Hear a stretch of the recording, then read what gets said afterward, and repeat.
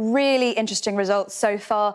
Labour, as we've been talking about, as you've been covering, really celebrating those results in London. Just have a look at the big grid. There are still a lot of very important seats still to come, still a lot of grey to be filled in. But just have a look down here, London. That's the story that Labour are really going to want to focus on this morning. And some of the results have been really remarkable when we start to dig into the numbers of what's happened. So Barnet, that council that we were just discussing, that actually went towards the Conservatives last time these seats were elected in 2018. Look, 12 whole seats that Labour's taken from the Conservatives, a real turnaround there. Westminster as well, a council that has never been held by Labour. They've taken it tonight from the Conservatives, 13 whole seats that they took there, and really building on this picture of how well Labour is doing in London. Look, up 49 seats, and look, the Tories down 60. Must mention the Liberal Democrats as well. They are having a very, very good night indeed, particularly in the capital. And this gives you a bit of a visual representation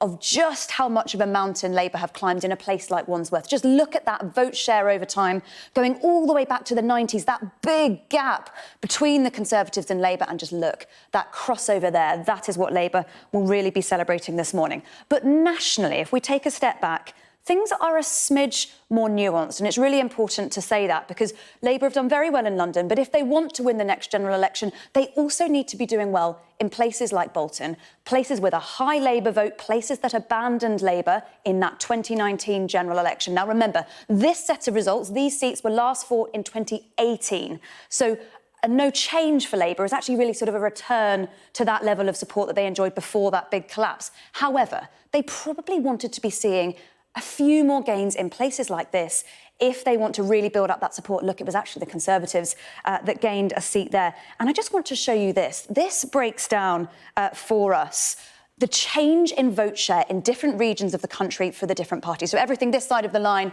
a loss in vote share, and gains this side. And just look at what's happened to the Conservative vote share in the south. Look at those losses. And it's remarkable, really, because the south, of course, is clearly the areas where the Conservatives would normally be able to bank on support. The beneficiaries, Liberal Democrats, and this grey is actually including the Green Party as well. They've done very well.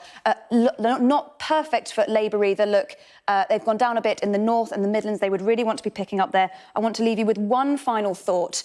This is the overall gains and losses of seats all over the country that we've seen so far. At this stage, given the number of councils we've had back, a really disastrous night for the Conservatives would have been losses of about 170, 180 seats. So it is not quite as bad as it could be, but that number, 146 seats down, clearly not where Boris Johnson wanted to be at this time this morning.